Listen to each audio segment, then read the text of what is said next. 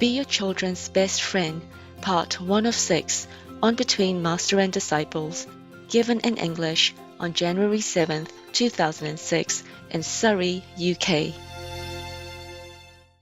Hello, Master. I told my wife, I said Master was there, and she said that you're really stubborn, and I said, like, after all this time that I've been practicing, even if you had some doubts, you should by now know that Master is good. She's okay. Mm-hmm. And she's agreed to get initiated.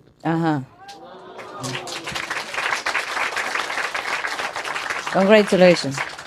And I also got some more good news for you. My son, he got half the child initiation. And he didn't practice. And he was a teenager, very rebellious, smoking and drinking and lying and stealing and drugs, everything. Oh God, drug, no. You have to watch it. You have to say no. No, I did. I was fighting with him a lot. And then what happened now? A lot of trouble. But anyway, eventually he nearly failed his exams, and all of a sudden he realized that he would be stuck in this place where he doesn't want to be. He can go a lot further. So he cleaned everything up.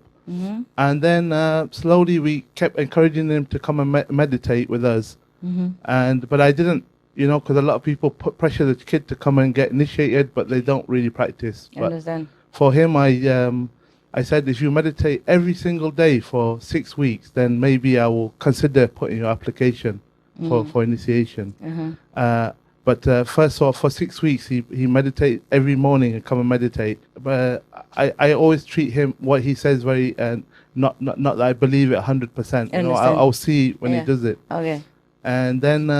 so he does. He meditated. And then this time when I went home, I said, if you read the 5 books, Key of Immediate Enlightenment 1 to 5, and if you read the Master's Magazine every month, and if you go to a group meditation whenever you get a chance, then I will put in your application. And he also agreed. Okay. So you have 2 of those people. Yeah, good. Yeah, fine. I'm sorry to be so strict with him, but I know that he's lazy. Yeah. And I want to, because I don't want to waste your time with him or his time with you. Very good. So I have to make sure. Very good. If he does just half of what you said, then he can be initiated. Okay? Okay, fantastic. I work halfway. Okay, fantastic. Thank you, Master. But he's a good boy. He's very happy now. I understand. And when I went home, he looked very blessed and very happy. Yeah. Actually, he's a very good boy with a good heart, but he's trying to learn to be bad. No, it's not that. It's not that. It's just a peer pressure. You understand? No, I do understand very well. I tell all of you parents, because your words really does matter. Many parents, they don't say anything, or they say very little, so the child doesn't think that it's really that important to stay away from drugs. You really have to say no.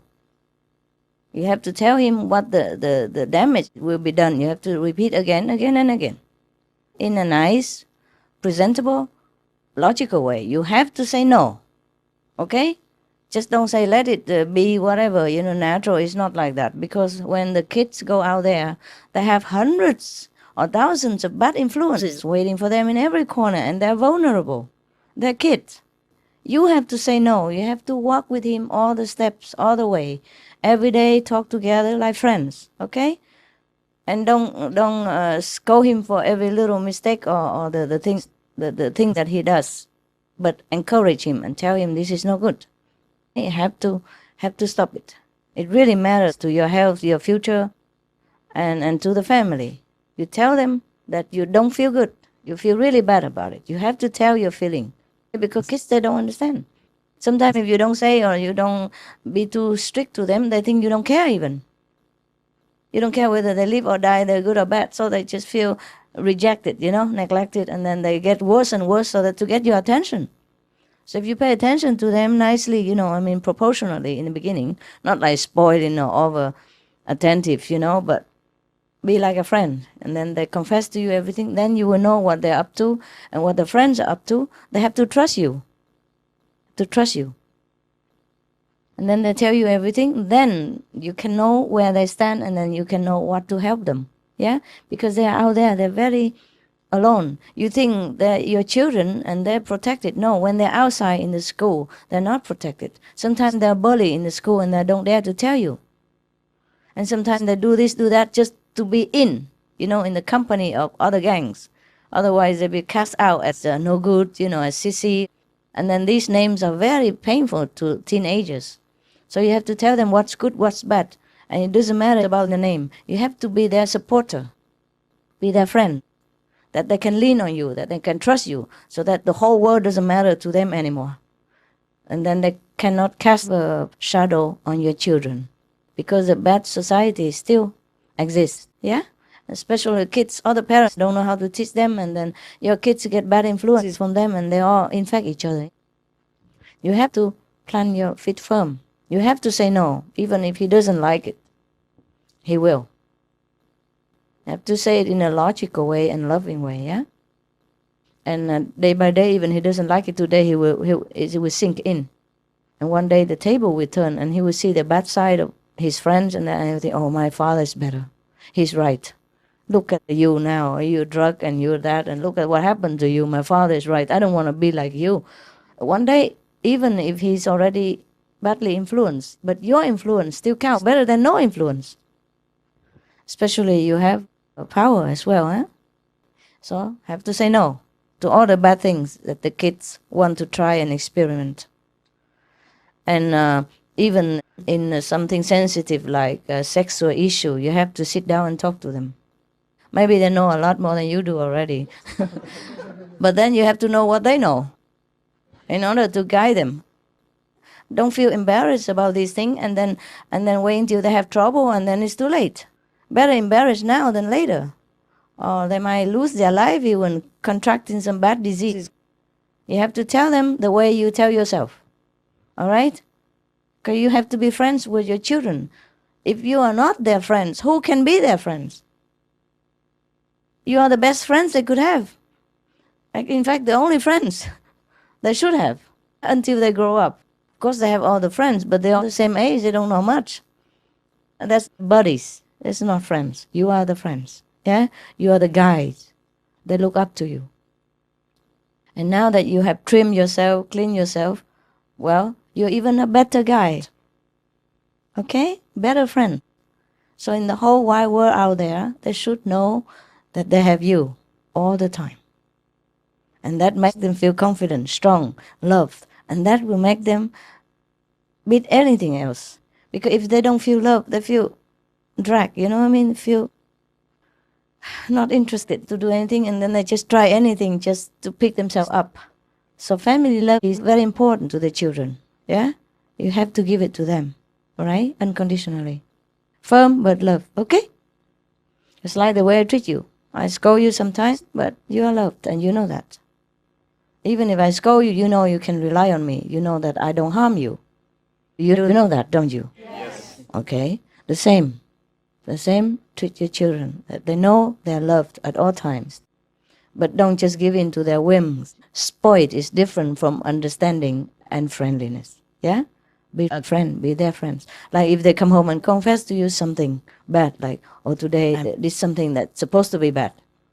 You don't scold them right away. I say, you're a bad boy, and blah, blah, blah. You say, thank you. Thank you for telling me this.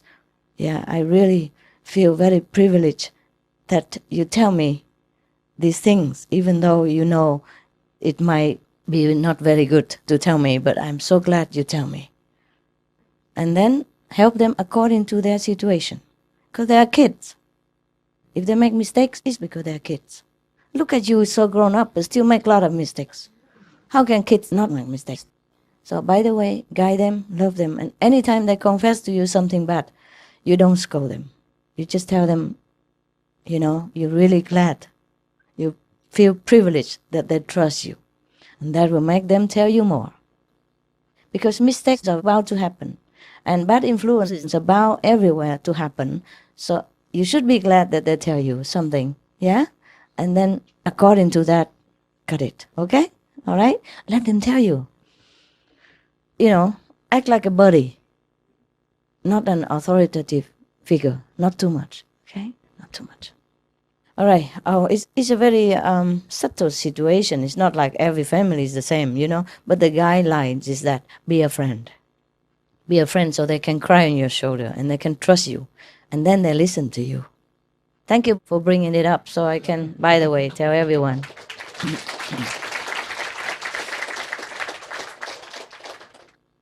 There's lots of programs on TV now that show you how to deal with teenagers and children.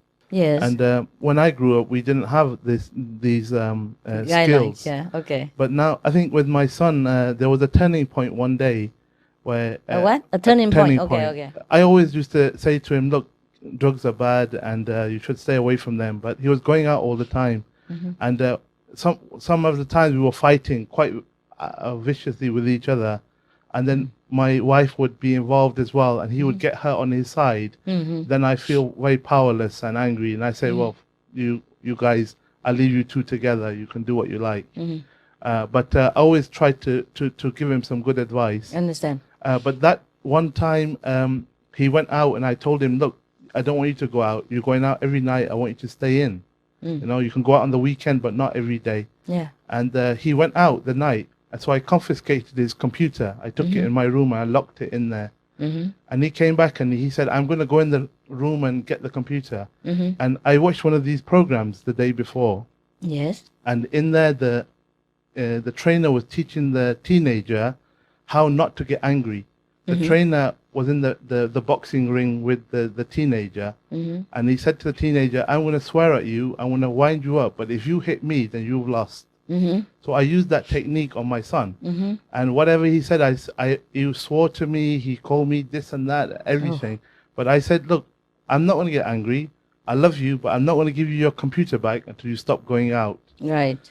And then he said he'll see, so he was waiting at the door. And my friend used to come to meditate on a Wednesday night. And he thought that I would be embarrassed and give in to him because my friend was there because of this. Yeah. When my friend came and I involved my friend, I said, look, I'm having an argument with my son here. He's going out all the time, so I've confiscated his computer. So if you don't mind, we will meditate in the other room today. And because of that time, because he put so much energy when he was swearing to me and everything, I said, look, I've heard all that before, so I'm stupid, I'm so-and-so, I'm so-and-so. But I love you, but I'm not going to give you your computer back. Right, he doesn't deserve it. Yeah.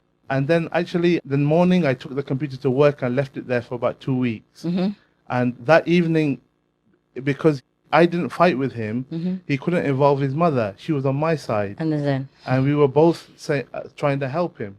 And really lovingly, I told him, I really just keep repeating that I love you to him. He said, I hate you. I said, but I love you. I do that. And actually, he lost a lot of power that day. I said, look, I've been with the Supreme Master for 10 years.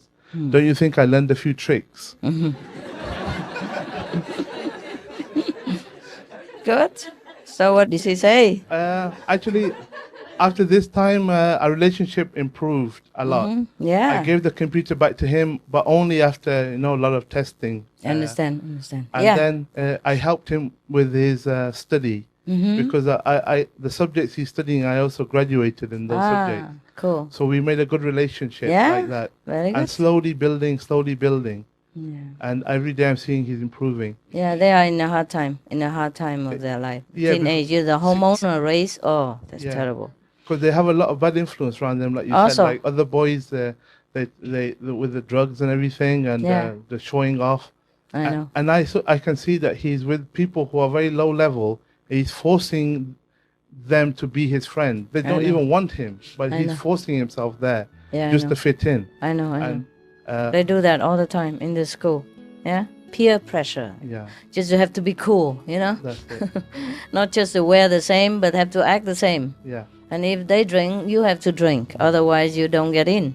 They will make fun of you and all that. Just you have to make sure he doesn't have to go through all this suffering for nothing. Tell him the value is not by being cool, but being a good student and intelligent, and be independent.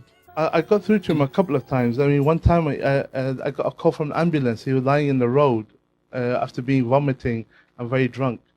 And that day I brought him home. But I was really loving to him that whole time. I wasn't angry to him at all. I said, I want to wait till you get better. Because I know what it's like to be poisoned with alcohol like this. Oh, terrible. And one time he was arrested by the police and he was... I was ill, so I couldn't get him. I didn't know where he was. So the following day, he was in the cell overnight. And that time I talked to him and I said, look, son, this can be your life if you want it to be. But I think you can do better than this because you're a bright, intelligent boy. You have to ask him to write down what he wants to do with his life. Well, Don't tell him what he wants to do. Ask him what he wants to choose, what he wants to be, a kind of person that he wants to be. But this is all in the past now. Now Yeah. he's turned the corner. That's good. He's very focused on his study. He's meditating now. Wow, cool. And he's happy. He helps in the Wow, house. what a guy. Positive. From that and turn to that, huh? Yeah. Yeah, I'm proud of you. Thank you.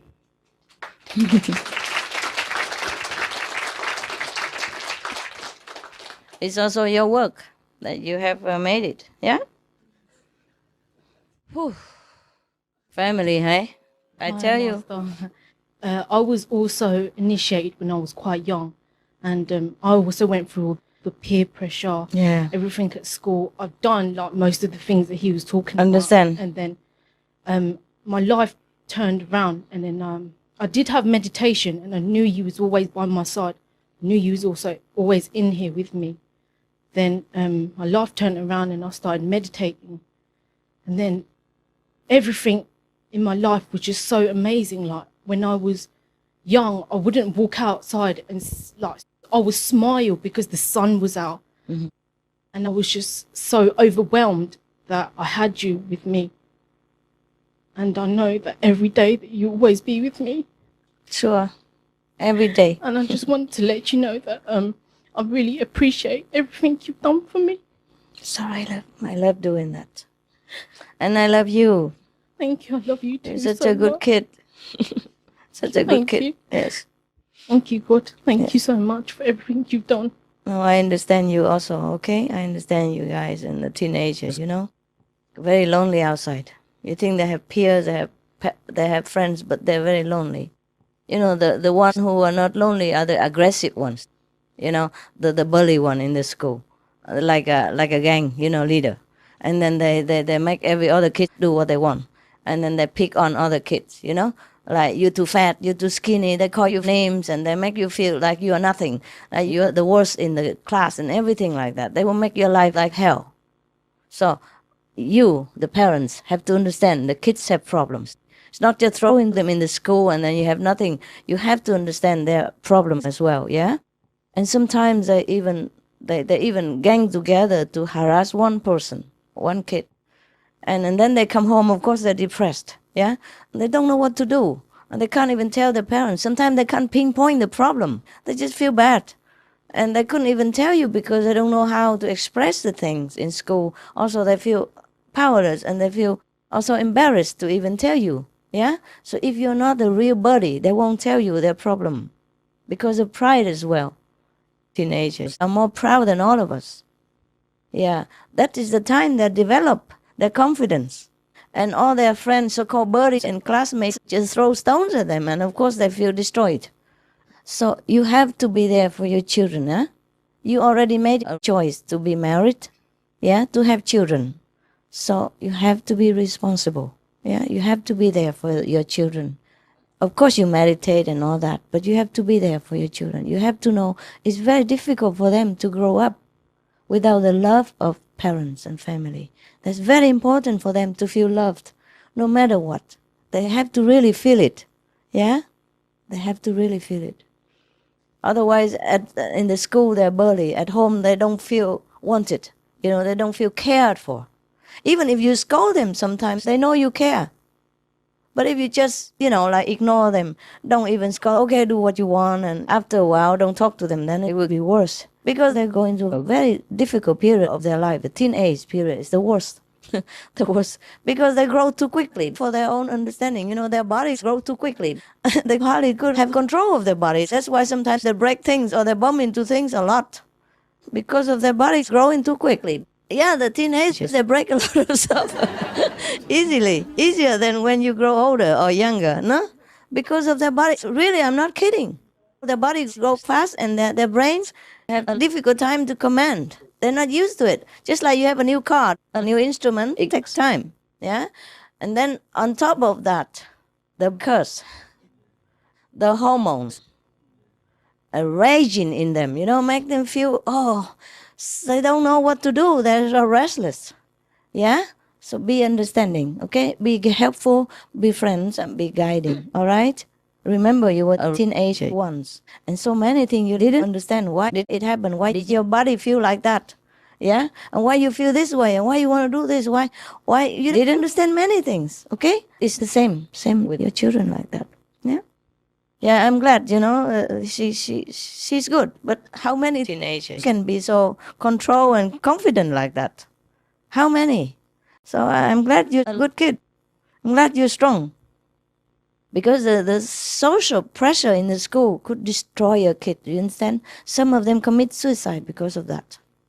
And sometimes the kids are very intelligent inside. But because the destructive power of the bully people makes him or her feel powerless.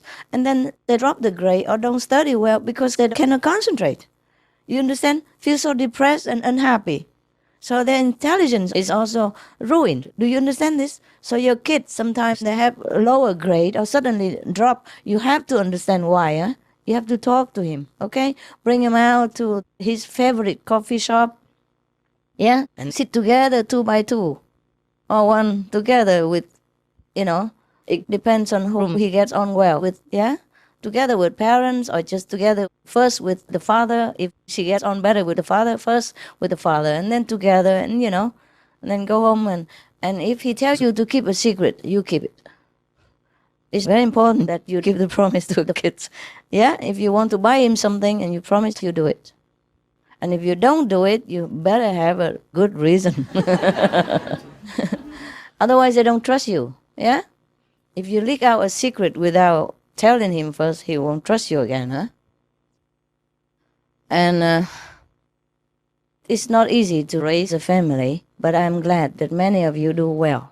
I can see that your family, good kids, even though they were going through a very difficult period of their life, because of you. You are the supporter, and you brought them into the good direction. They became good, and they could sail through this troubled water with flying colors. That's the best way to bring your child up. It's very good. So I congratulate you. It's good for the whole family, huh? Package. Package deal, huh? Yes, I'm very proud of you.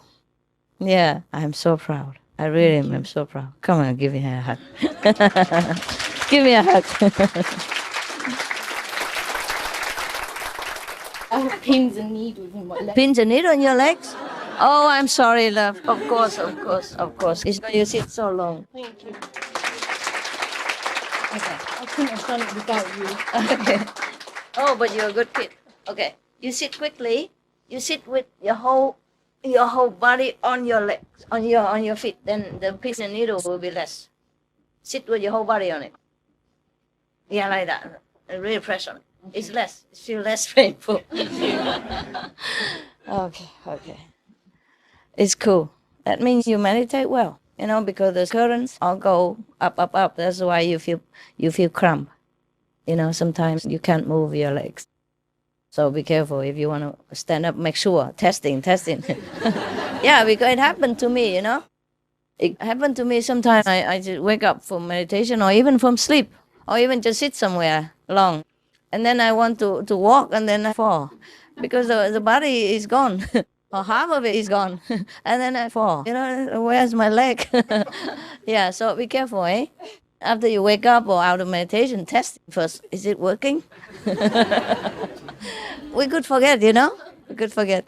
That's why we shouldn't sit on a high chair and meditate. You might fall. Yeah. That's the secret why all the Buddhas and yogis, they sit on the floor. Understand? There's even a law from the Buddha, a rule from the rule book. Don't sit on a high chair or high bed. Yeah, because of that. Yeah, yes? One night I was meditating and then I had pins in the... Because when you wake up, you don't realise. I got up and I fell straight on my back and my dad was standing at the door. And I realised I've fallen and then I've gotten up again. And then my dad just walked off and the next morning I said, why didn't you pick me up when I fell over? Yeah. He said, oh, did you fall over? And then he just walked back and he said, I didn't realise. And I said, I fell over because of the pins and needles. What a dad, huh? That's what a dad is for, huh? I tell you. It's not just your dad, love. It's men.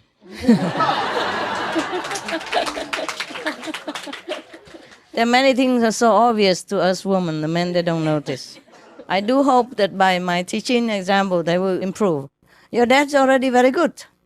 I mean, at least he even listens when you talk. Yeah. And men don't have this kind of attentive ability as much as women, okay? So sometimes they do things like that, yeah? So obvious and simple things they don't notice, okay? So don't be mad at him, but teach him. Tell him next time if you see me like that, that means I need your help. I made a loud bang as well, Yeah? and he still walked away. I don't know why. He's probably thinking of He must have thought I was drunk or something else. No, no. He knows you don't drink. Just probably sometimes thinking of something else. Yeah. Yeah. I thought maybe you were exercising. testing your kung fu power. Yeah. Okay. Yeah. Anything else you want to say, love? No more? Okay. I just wanted to say something funny about men. I was in the kitchen earlier looking for the tea, and I was like, where's the tea? Where's the tea? And the tea was right in front of me. Mm-hmm. And then another brother came in, and he did exactly the same thing. Exactly the same thing? Yeah, and my father, when I was growing up, if he was reading the newspaper, I'd say, Dad, and nothing. And I'd go, Dad, and nothing. And even if I hit him on the head, he would still not even know that I was talking to him. Oh, really? Yeah, he's amazing like that. That's too much. That's too much. Maybe he was into something else? He's just like that. When he's concentrating on something, it's like nothing else exists. Wow, then he'd be a good meditator, no? I wish all of you were like that when you meditate. Aren't you like that? Any of you guys like that? When you meditate? You hope, huh? Sometimes, huh? Okay, we all have our shortcomings, yeah? Just try, if you notice it, then try to correct, okay?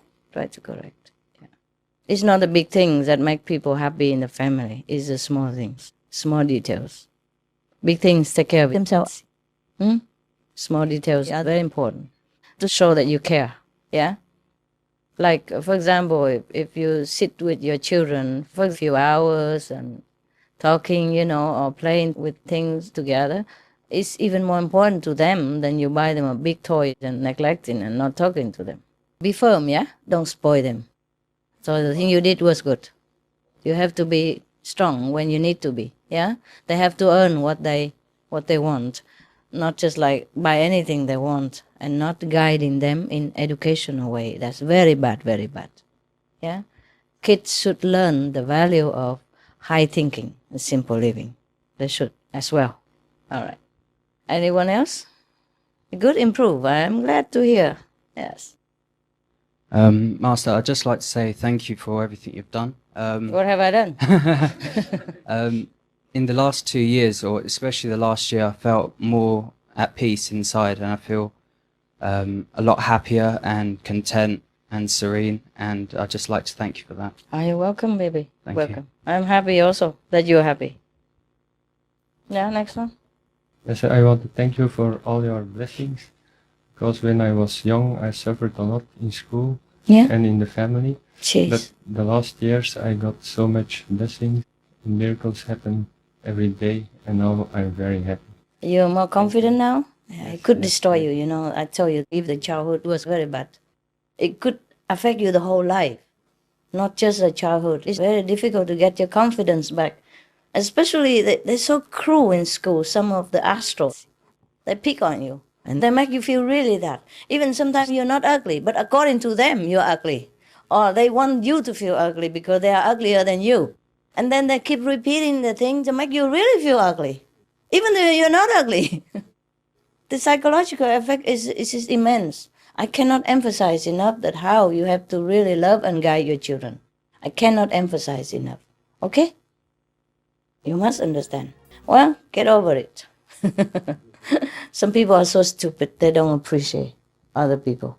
Or they're jealous, you understand? Sometimes you're more intelligent, or even you have richer parents, or you have better house, or even have better boyfriend, or better looking, and they plan to crush you. And because you're a kid, and you don't understand much, and you're so nice. Mostly the kids who are picked on are nice kids, because the tough ones, they go pick on other people. And the nice kids, they're quiet, study and do their own homework, and they don't do anything bad. Just they do good. So they don't know how to defend themselves. Yeah, that's the problem. Yeah. Okay. It's good that you get back your happiness. You deserve it. Yeah. Okay. Everybody deserves happiness. And if you don't have it, and it's your problem. You have to see why you're not happy. Okay? What is the area of your life that bugs you?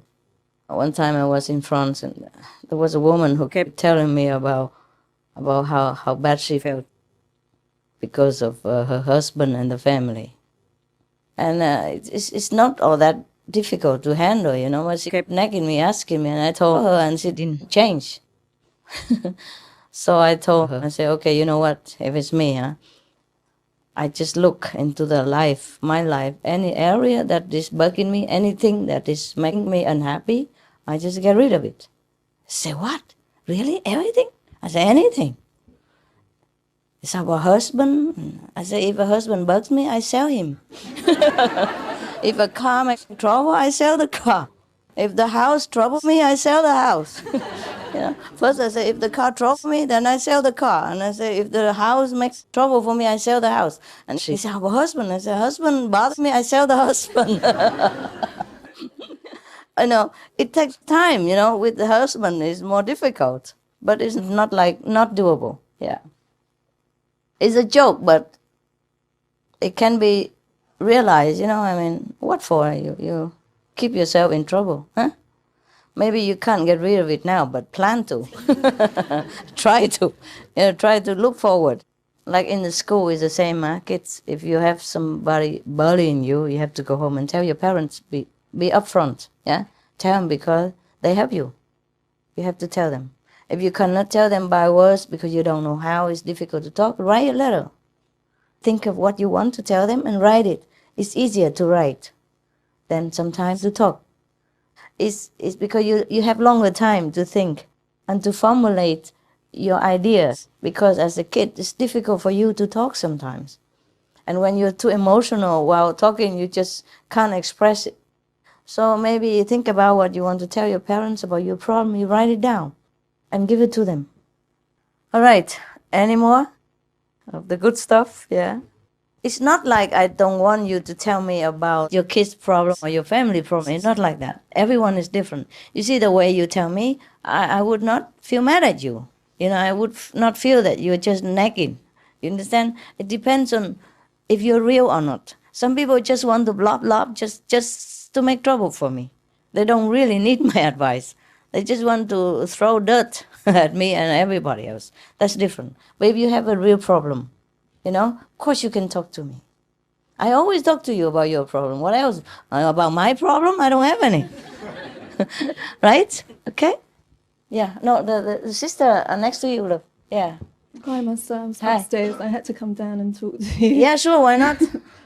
First, thank you for the candy you sent home for my children. They felt very special and loved. And I said these are from Master, and I could see it in their eyes. They felt special. Yeah, sure. It is special. It was. Thank you. Yeah. And thank you for the gift. I had a suspicion that I was from outer space before, but now, when I was meditating, I'm just going back into the pull. It's so strong. Yeah. It's amazing, and I could not come out of my meditation. I struggled to come out. Yeah. Don't struggle. Why come out? Well, yeah, I could have stayed. But you have to work. Okay. But it's just wonderful. The change is amazing. Well, I'm glad. It's just wonderful. Thank you. I'm glad. Yeah. Told you, very powerful. Handle with care.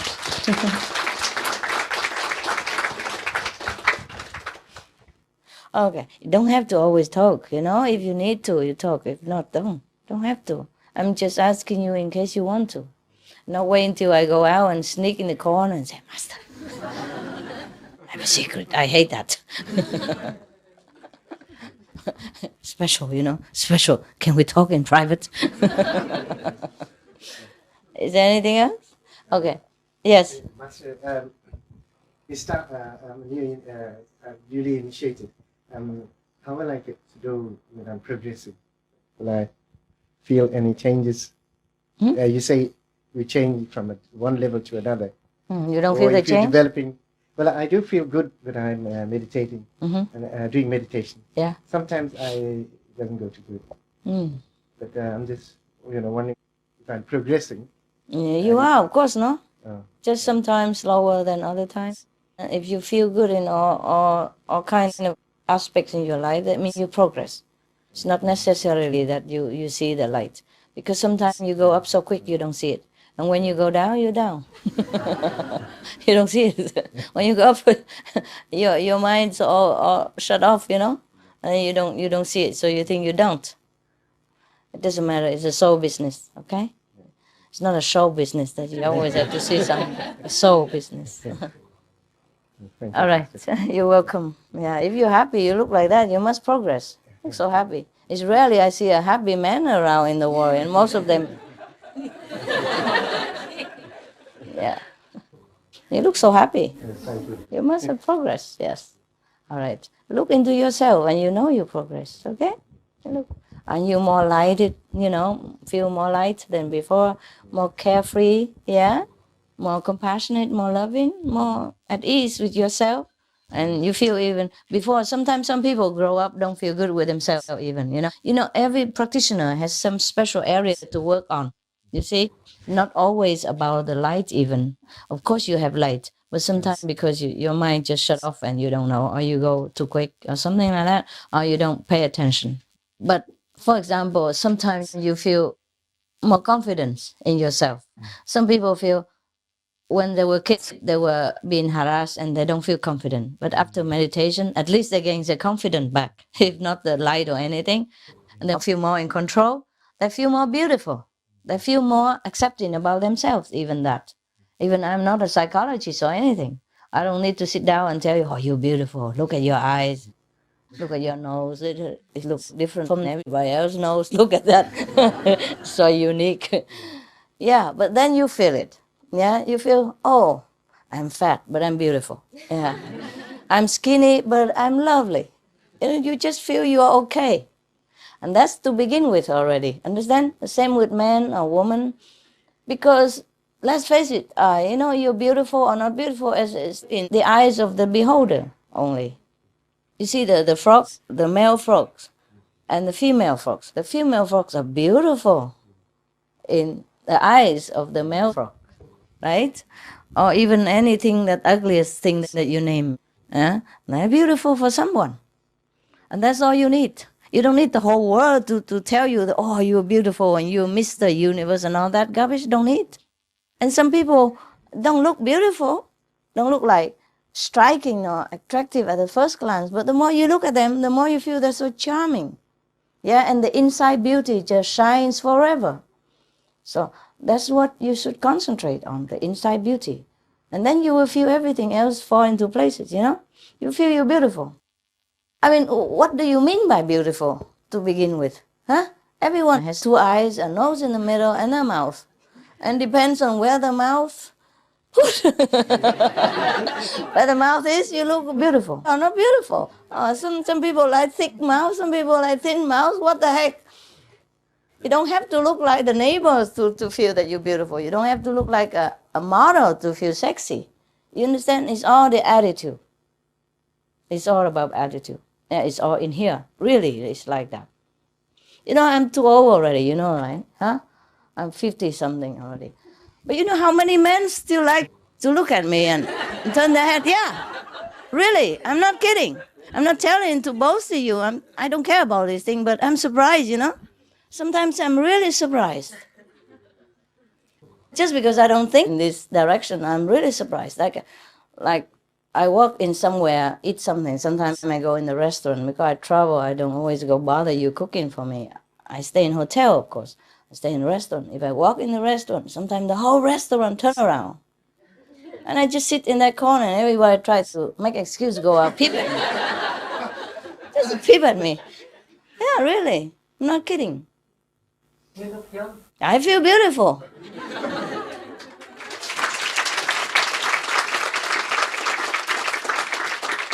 I don't feel like, okay, I'm the most beautiful woman in the world or anything, but I feel okay, you know? And it's not like I go out every day, if you look, I'm going to be okay today or anything. It's just they surprise me sometimes. And then I know that I feel okay in any way. And maybe that's why, yeah? Because the world is not short of beautiful women, but I really make people turn around and look, and I don't know why either. It's not like I feel I'm very exceptionally beautiful or anything, but I do make them turn around. Even women, the whole couple, you know, they turn back and look many times. And sometimes I make excuse to take photos and all that, and I'm shy, you know. I don't want to just always be in any photo. So sometimes I have to turn to sit on the other table, opposite the other table, because too many people looking are trying to take photos that I have to even turn my back on them. I have to change my seat sometimes. And sometimes if I sit with somebody else, I have to say, move a little bit to the left. No, right, a little bit. Okay, right. to block the gaze of other people. And I'm just nobody. I'm not really that exceptional. Just, if you feel beautiful, you are beautiful. Really. Not like proud or arrogantly. You know, it's not that. Just you feel good with yourself. You feel at peace. Yeah? And you feel you don't need anything.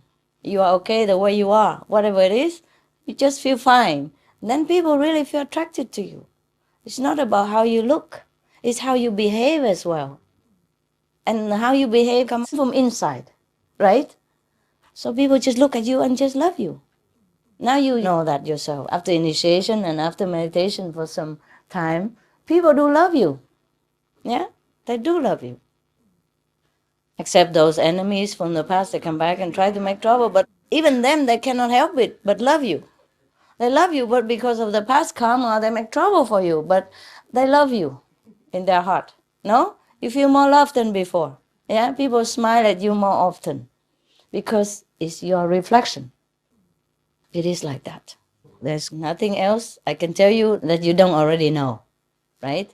You have experience. So don't tell me you don't progress or all that garbage. Don't dwell on these stupid preconceived ideas of how you are and how you see. Don't look at these small negative traits that you still have. You know, see every day, write out all the positive things that happen to you, and then you see how much you progress. It's very easy. Or with your family, or with your relationship at work, or with friends, everything improves. Yeah? At least you improve. So it's not just about the light, eh? Okay? Yeah, yes. The light is within you. And sometimes people go to you and say, oh, you have a big aura on your head. No? Some people tell you, right? But do you see it yourself? No. See? Tell you. Well, this is good also. So your ego just come up. What if you feel you are saintly every day and walking out? Look at my halo. You don't see it? Ah, you're blind. Look again. Feeling too saintly is no good for you. Huh? Is that not true that sometimes some people come and tell you why you have a halo on your head, no? Some of you have experience, right, like that. But you yourself don't see it. It's a good thing you don't. But some do. Some do know you have a halo, some don't. And it's okay. Just make sure you clean it every day so it looks shiny and clear.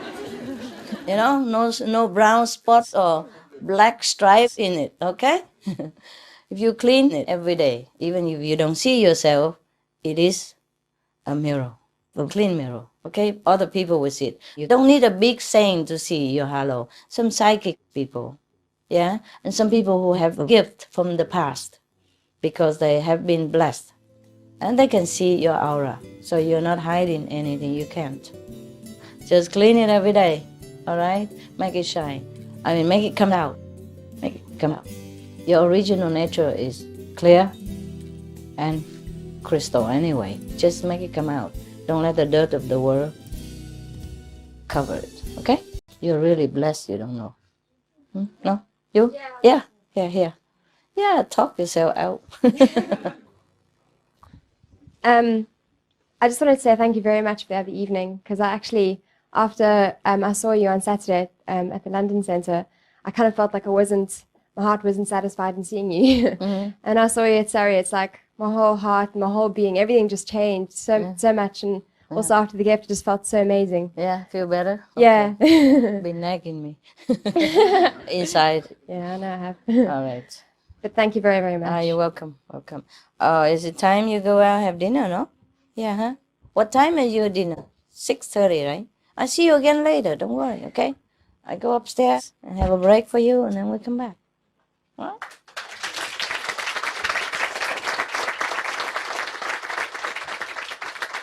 Yeah. Okay. Okay, now go and have good appetite, huh? Good appetite. See you later. 7:30. Right. I'm going upstairs and see you soon. Ah, I bought you something. Where's my bag? By the way, what I want to tell you is you make somebody feel too proud. They're dead. Arrogance is bad. Ego is bad for you. I don't really want any assistant because after they stick for a while, you make them feel too important. They just enjoy being important instead of enjoy doing my job. And then don't do anything right. And just make me suffer. I don't really like any assistant. But I couldn't work alone sometimes. You know, I don't know where to go, and sometimes I don't drive very well. So it's just because of you, I need you. Yeah? And that's how the circle keeps going. Okay, here. I bought it for you. No, really, I bought it thinking of you. All right. Oh, you can take one. One little, okay? Like this, yeah? Too much. Okay? Like that? I can't carry too many things all the time. You don't have time? Yeah? It's not a quantity, it's the quality, huh? One each, okay? Take a little bit. Everybody one. And if it sticks together, don't try to break it. So keep it hygiene, okay? Just take it. Don't touch anything else. Just take one. It tastes good. Coconut. See you later. Thank you, Master.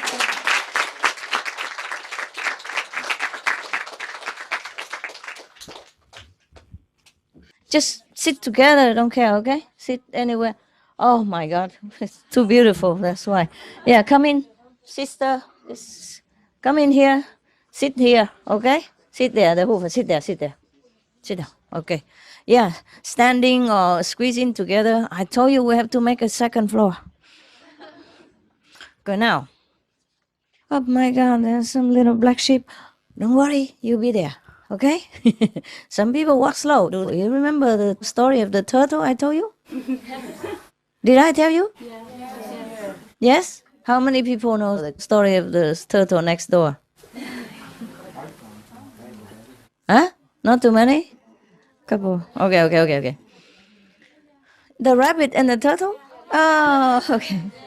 How about the story that the whole forest and the you already know? You know, right? All of you know, right? Yeah.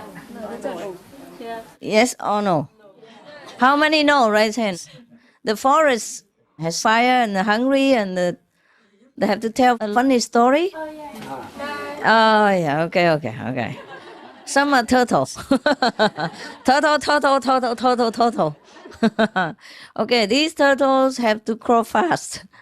I don't care how you do it. You might jump on top of the rabbit's back and then have a ride or whatever you do. Move it fast, baby, okay? We're in 21st century, all right? I'm sure they all thank you for your generosity. But even if you want to give something, you got to be worth it. The same with receiving gifts. It depends on what gift, huh? Okay, just a small thing, it doesn't matter. You can pay for your meal and, you know, it's not a big thing, okay? Right. In Japan, only the older monk, the senior monk, the one who has been practicing a long time and has already achieved some enlightenment, can cook for the public. The same principle here, huh? I don't mean I copy Japan, huh? But just want to let you know, it should be like that. Of course, you can donate to the poor people or charity, Red Cross. But in our group, we Don't take that. People always ask, where do I get the money from? I say, I get it from the bank. Chum chum. I go and just wave my pen. I get some money. Can you imagine? I just use this harmless pen and they give me what I need. I don't mean just $5. This is all you need. Yeah, don't learn it from me. Huh? You can go there and use 1,000 pens. They don't work. This is a magic pen. Yeah, there's a problem with computers. They jump so fast. I once learned to type all my stuff in the computer and I just push the wrong button. All gone. Bye-bye. And it took me half an hour to,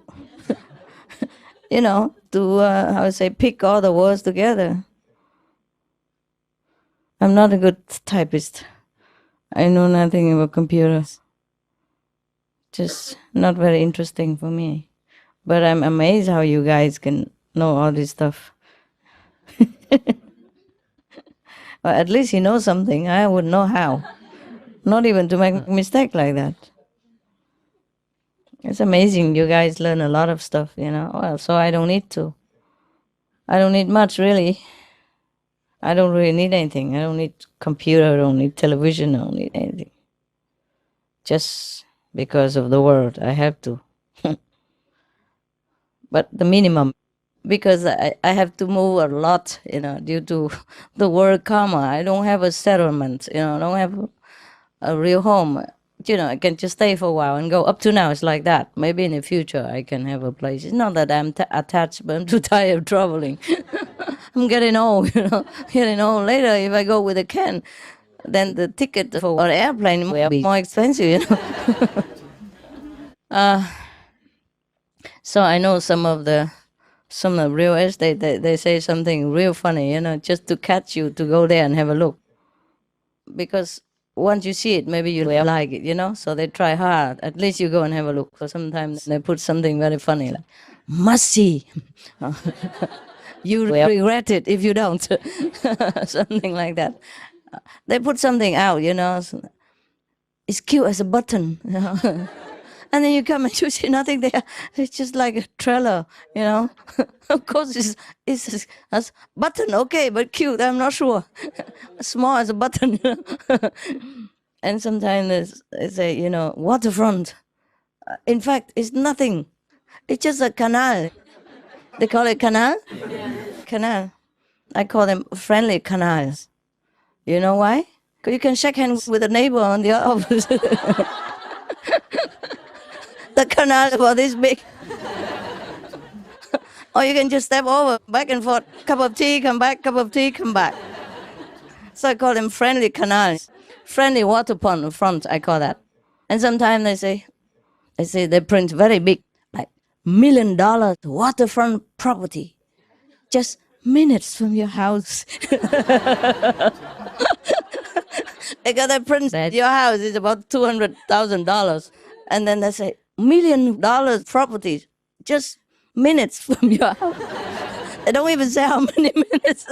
It could be 120 minutes. So sometimes I'm just laughing at these advertisements of the realtor, because the concurrence is great. So they all try to outshine each other to make sure that the customer comes at least. And then once you come, they introduce you to something else completely different from the price that you intended to look at. They put things in the newspaper, just $150,000 waterfront, blah, blah. And then you're attracted, you go there, and then they show, oh, that's gone, sorry. And then, but I have something else. Look, just $300,000 more, you can have this. If you have $300,000 more, just $300,000 more. And then they introduce you to all kinds of other houses that you never even in your dreams they can think about it. When you think, waterfront, $200,000, you read the small line in front of your property, or just minutes, Or sometimes they say, beachfront, beachfront property, big, and the price is cheap. And you look at it, and like small print somewhere, hidden. under the picture if possible. Beachfront, you know, just minutes. Oh, minutes. But they don't say how many minutes. It could be 120 minutes. That's how many hours? 2 hours. Only 120 minutes. It's not much, is it? Yeah. It's not that bad, of course, but sometimes they advertise for things that, and the picture deludes you. It looks so nice and cozy and warm. And when you go there, oh my God, what a shabby little cute button. It's really a cute button, huh? The houses on either side as well. So yes. Just take the photo of the one house. Yeah. They block out the houses on either Of course, side. and then you thought, oh, all private. Yeah, cute as a button. Yeah, sure. Button is all you have. You only see the button, so small. Yeah, and they make the house so big. They stand under the house or something. Right? It's so grand and big. And when you go there, it's really as a button. Cute, so small. So I have some experiences with houses, but still, it's fun. In one of my past lives, not last, but past, I've been in real estate. Now, while doing the teaching, just like now, I do all kinds of things. So I never take donations from people. That's what it is. Yeah. So maybe that's why I know a lot about houses. I don't need to learn anything. Yeah. Sometimes the value of the house, it doesn't have to be just money. You just have to know it. Because sometimes just a few steps away, the house is cheaper. Really a few steps away. Yeah, and it's not much difference. Or sometimes if you buy the house, same price, but if it's in a corner, you have more space. Something like that. Yeah, many different things. And sometimes they say 4 bedrooms, but actually you can knock into 1.5. And some houses, let's say just 2 bedrooms, but it's so huge, you could make into 6. Yeah, so you never know. Yeah, so cheap is not everything. I was thinking, I'm not sure if I want to stay. You know, for example, if I buy it, I have to consider how long I want to stay. I really do want to stay or not. You see what I mean? And when you want to sell it, it takes a long time. Maybe, maybe not. It depends, you know. And then you're stuck. And I don't really like houses at all. I don't. If I don't have you disciple, I just stay in hotel. Just a room in a hotel, good enough. And they clean your room, they change. I change sheets and everything every day. I don't have to do anything. It's not that expensive. Of course it is. Consider that if you put that, like in 10 years, you can buy a house. Better, of course. But it's not the house that I want, you know, convenience. But because I have you, I have dogs, I have, you know, so sometimes it's all connected with each other. You and my dogs. Oh. My pets cost me so much. You number 1 and they number 2. Yeah. I don't mean just money, huh? Time and detachment. Oh, the houses in England are really expensive, huh? For that price, you can buy a nice house in elsewhere. Maybe even Bulgaria or Croatia. They are very cheap. At the same time, you make a lot of money when you buy here. Buy here and make a lot of money? Yeah, you make money when you buy properties here, and then you don't make the same when you buy in other countries. How do you know? We don't sell it tomorrow, we sell it next 10 years. Oh, no, I'm not talking about, I'm talking generally about the market. Yeah. What for we buy it? We don't want to make money. Nobody really cares to make money. Yeah, can, but you know what I mean? Is if we want to have a good land and anything, huh? Yeah, it's so cheap over there. Even in Spain, it's much cheaper than here. Yeah. In France as well. France as well, yeah, it's true. It's true. How come it's just a few minutes away? I mean, a few thousand minutes away. It's so big difference. Why is that? Because England is small or what? Why do we go to a small place to stay? I don't know. Why? Tell me why. Yeah, but why not Belgium or why not France? Do we have a lot of disciples? Because of the sterling, pound sterling. Who cares about that? Really? Because of the pound?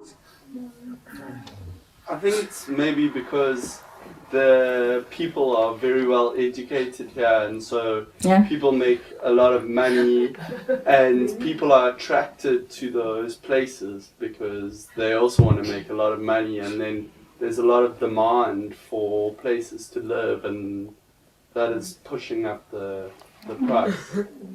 I don't know, in France you can also make money. Spain's got nicer weather. Yeah, nicer weather, yeah. Just we don't have many brother and sister, yes?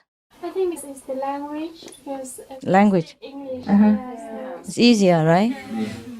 Easy to learn, huh? If you go to France, Mon Dieu! De la maison!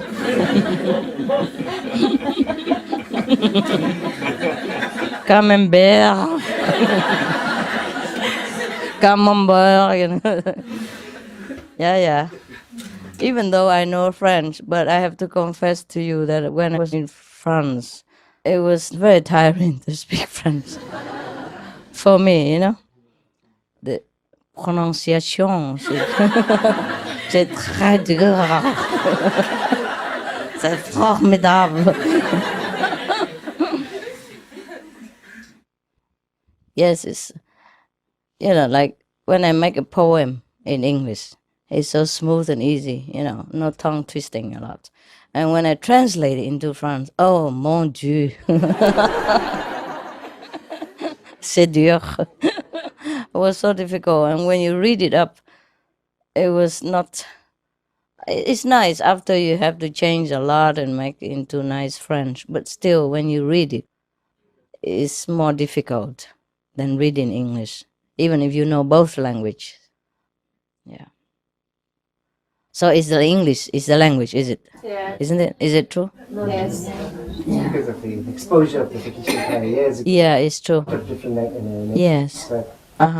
It's true also because the British have expanded their territory all over the world.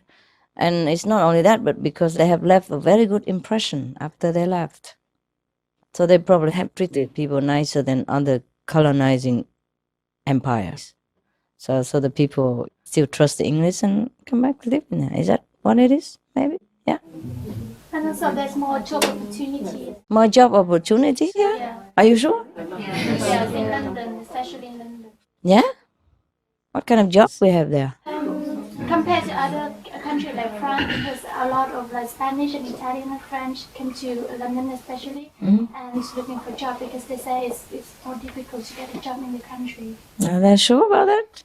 Yeah? Yeah, one agent told me that there was more jobs than people available. In London? Yeah. Oh, really? Well, good news. Are you kidding? But I still see unemployment. How much percent? No, it's jobs that mainly in the service industry. Like what? Waitressing, restaurants and retail. And then who cares? As long as you have a job. Yeah? I think the government's quite clever. Like a while ago, the doctors were being paid a lot of money, and then they made it so that doctors from other countries could easily get a visa to come and work here. So then there was an oversupply of doctors. So then the government had to pay less for the doctors, and I think the government watches what skills they need, and they make it easy for people to come and live here. Well, same in America or Australia, huh? Yeah, maybe that's why. Also, the language is easier to learn, huh? Than maybe Spanish or French, right? Yeah. Still get more benefits. More benefits? From NHS as well. Yeah, from the security office? From the National Health Service. Yeah. Yeah, you have this as well. Even if you don't work, you still can get taken care of, right? Yeah. Okay, that's also, I have to say. How about in France? They don't have that? Yes. Then why? Yeah, then why? It's the same here. It's a language. Well, I have to say also English is easier. Yeah. And maybe, I don't know, what, more casual or something? More kind? Or not? No? Same. The English is more casual, right? They're more tolerant. Tolerant? Call what? accommodating. More accommodating. And I think it's a good place to learn. There's a lot of, for me, my experience is really good with learning. Learning what? Like college. Anything? In comparison to my country. Oh, okay. Multicultural. What is your country? Brazil. Oh, Brazil. Okay, of course it's different. It's far away. South America. And there's lots of Brazilians coming now to England. Okay. It's easy? To come here. No, very difficult, but they're all coming because the situation there is really hard. But how do they come here if it's difficult? Just come and stay? So they come to try and find work. Understand. And they do like work in cinemas, cleaning. But they're dreading to go back to Brazil because it's a really bad situation. How about you? Are you okay? Visa? No. Now you okay? No, just about. Yes. Oof. Now you okay, huh? Not sure, huh? Because to stay somewhere illegally is very bad. Not that I encourage the border of every nation. The world should not have any border anyway. But maybe the situation right now is maybe still necessary, maybe not. I don't know. People are so worried, like if no border, then everybody can go to England or everybody goes where and does what, you know. But I'm not sure about that because I heard that, for example, before like many countries joined together to become European Union, and then they say to each other that everyone could travel freely from one country to the next, and then later they worry that some poor countries would overwhelm France or whatever, Germany. I don't remember what country. So they just stop it. But Ireland did not stop. It just keeps the promise, so that people can travel if they want to go to Ireland. But not too many people go to Ireland either, you know. Lots of people, Master. A lot, but I mean, it's not like overwhelming, you know. 150,000 Polish people in the last year. Polish people. Yeah, 3% of the population. Yeah. 3% of the whole population. Yeah, already in a year. Ah, well, you need more people. 100,000 Chinese. Yeah. Every country in the world. But that's not that much. Even then, not everybody, not like the whole Romania or whatever country will all go to Ireland. Many other countries, they had this opportunity, but it's only 150,000 people came. Maybe there will come more, but maybe not. Maybe that's all there is. Not like all of the other countries all go to Ireland. And for example, like Hungary, it's not a rich country. But I've seen not many people want to go to other countries to work. No, I don't see that. I don't see many Hungarians around. Even in our group, there's only one, and he came from Mongolia. Originally, he just stayed in Hungary for a while. So it depends, you know. It's not because it's poor people will all go there. It's not that. Because, for example, 150,000 is not just from one country. It's from different countries. So there's not much from each country. From the whole Europe, there's not much. Yeah. And the Chinese, of course, you cannot say anything about the Chinese. Chinese, what can we say? Huh? They go anywhere. But I'm not sure it's because you open the gate and everybody will come. It depends, you know, if they have affinity with that country or they like it or not. Yeah? So only Irish open, huh? Ireland, UK and Sweden. Okay. So a lot of people come to UK and Sweden now? Yeah. In Sweden. Yeah? Well, it's good like that. We have a mix of culture and people become more tolerant and more understanding of each other. Look how tolerant England is, you know, because they have learned from so many different sources.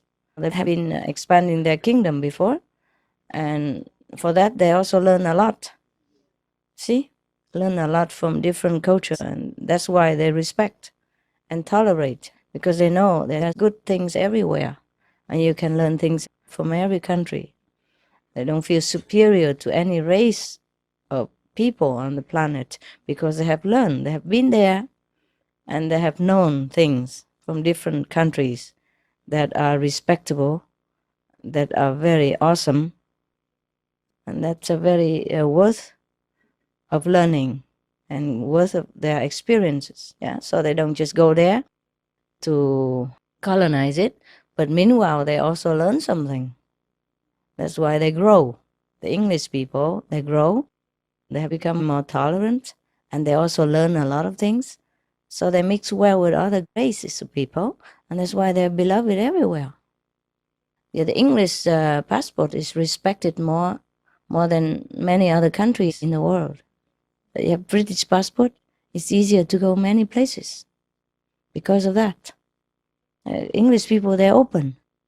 Yeah, because for many centuries of going abroad and back and forth and learning from different cultures. That's good like that. Okay, anything else? No? Winter, the time so short, eh? I out of the window, 3 o'clock, so dark already. How about Belgium? Is the same? Yeah. Belgium the same? What was it? Same? Yeah. Why? All Europe like that? No, except France, Spain. Until when? Until 6? 1 hour difference, so it's a bit more. No, it has nothing to do with that. Summers are very long. Yeah, summer here is long everywhere. Summer abroad. Daylight until 10 Yeah, everywhere. Summer is like that. Even in America, except Alaska, I don't know about that. Summer in Alaska is long also. And winter 6 hours daylight. Here we have 8 hours daylight. So big deal. 2 hours difference. Not much, is it, huh?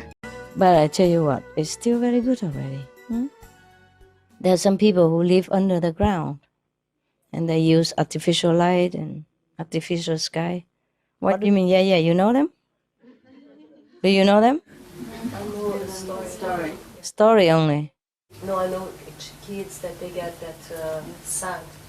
What? Because there's so little light. I think it's in Alaska that they go to a hospital. They go to receive light because they don't see daylight. I don't know exactly where it was. Alaska? No. No, it's... I'll talk about something else. Anybody knows about that? People who live underground, about 5 million of them. In different countries. Some in Japan, Taiwan, America. Not in Europe, no.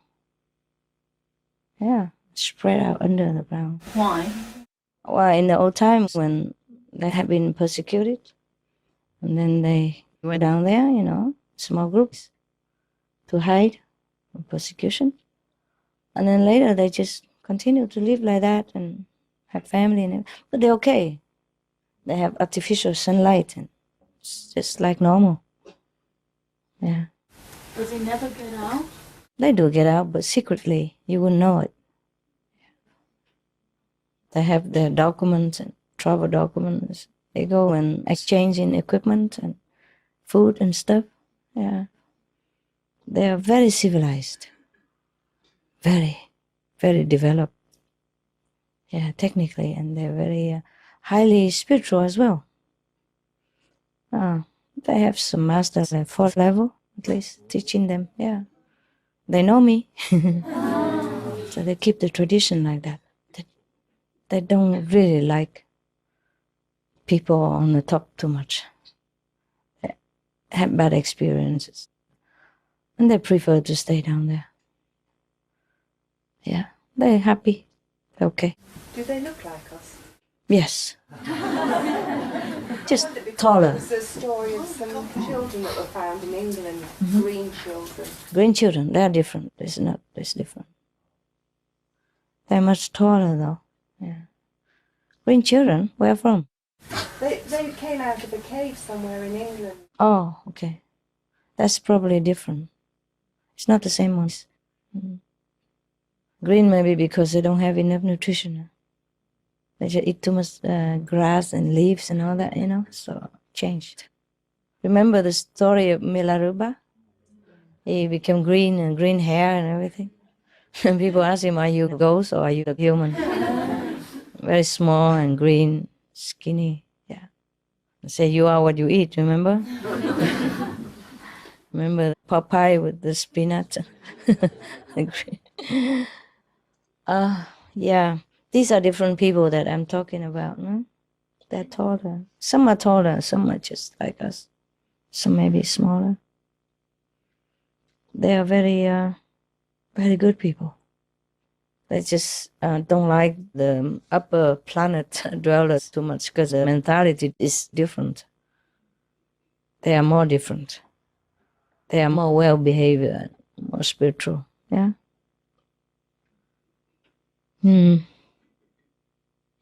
Oh, I don't mind. I don't mind if we have somewhere like that to hide. Sometimes the system of the world is also very overwhelming for me, because we are all honest and simple, you know, and just especially me, because I became famous, and it can be difficult at times because of the system, you know, so tight and so sometimes very ungracious. Yeah. Very difficult for me also. So I can understand them, why they want to be themselves down there, you know, without contacting too much with us, with the earth people. I get the upper level earth people. They are lower level earth people, but they are spiritual. They don't eat much, you know, and they are very, very good. Some are very tall, very tall. Yeah, maybe up here we have everything, we have the sun and all that, but sometimes we also work in the office the whole day anyway. We don't see much of the sun. Yeah. And especially in England, you don't have to work in the office to be away from the sun. So there's not much difference, is there, huh? Not much, yeah. And some people are afraid of the sun also, you know, for the skin and sensitive. Yeah, at one point I really would like to just go underground, just be self-sufficient. These people, they're very discreet, they're very secretive. You can't meet them. Sometimes they come up to the earth, but you don't know them. Yeah, you don't know them. They don't want to be known. They're very discreet. They come in and come out in a secret location, and nobody sees them come in and come out. Even if you stay in front of the entrance, you will not know it, because they have technique to hide it. Their technology is high.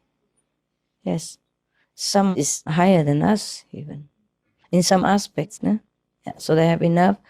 They are sufficient to live. They don't need the people up here. Of course, a little bit. Sometimes they go up and buy metal or stuff, you know, to construct their own machines and their own necessities. But that's all they do. How long have they been underground, Master? Oh, a long time. Long time. Maybe a couple of 100 years, huh? Do they grow their food? Yeah, they do. They have artificial means to do that. And they buy some from here. Where do they live? Underground. I don't want to tell you. I don't want to tell you. I don't want to let anybody know where they live. Not just you, but, you know, other people will know, and then they might go hunt them and disturb them and watching them, you know. I know where they live. Some in Japan, some in Taiwan, some in America, but that's all you should know. Okay? They want to be left alone, and that's the way it is. We should respect their wish, and they rightly deserve so. If I could, I would go underground myself. Peace is better than any other things. Huh? After a while, you learn that to have a peaceful life is really good. That's what they want, you see? And they're very disciplined. They don't let themselves be, exposed to the world. Because that will be the end of their peaceful living. And you never know what the authorities think of them and want to do with them. You know what I mean? They may jail them, interrogate them, and put words in their mouth or whatever, you know. I don't mean England, but I mean, it could be anywhere that people are suspicious of something strange, you know, different from them. They will subject them to all kinds of suffering. That's why you should not know where they live, because if you don't know, you don't tell. Okay. Any good questions? No? Yeah, tell me. A lot of people would like to come and see you from all over Europe. No, not today. No, not today. But I just wanted to find out what is your view on that. What do you want to happen, so we can make the arrangements? No, at the moment, not too late. Okay. I don't know what's next. Because you see, a couple of people have been asking me over the messenger, and I've said to them nothing at all, because I didn't know what is your wish, because I don't want to subject you to any trouble. Yeah, it's okay. Forget it. Yeah? Forget it. Yeah. Oh, never mind. Don't worry about it. They've seen me long ago. This year, no? Last year, February. That's okay. Not that long. Many people don't see me. The Taiwanese, Chinese, all kinds. Singapore, Hong Kong. It's okay. But what I mean is, this time we could do with a couple more people, you know? Like let them sit up there or something. Yeah. And when meditating, they can go home and meditate, or the English go home and the others stay. We could always arrange it. Or maybe the hotel next door. Yeah, something. Never mind. Don't worry about it. It's done. Okay. You guys want to stay here or you go home tonight? Some are going home, right? You all stay here? Yeah. Do what? Sit? Sit until tomorrow? Yeah. We're home.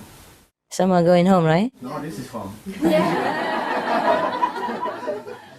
Yeah, it's cool. It's cool. Should be like that. All right. If there's no more important questions, then you can, go to sit comfortable in other room. And the ones who have not sat here before, just continue to sit here. All right? Okay. All right. See you later. And everyone else, please come down here and sit here, not upstairs. You fill in the gap or sit in the corridor, whatever, but not upstairs, okay? Now you guys are all right? Yep. Maybe I go up and teach them. Yeah. I still have lots. You guys can sit a little more tight, okay? Yeah. That's it. Where are my shoes? Okay, don't worry, I don't want to know. In case you guys meditate and want to stop. Okay, I go upstairs now. You guys meditate, okay? Yeah. You can fill in here when I'm not here. You fill in all the gaps, yeah? Nobody wants me. Thank you. Okay.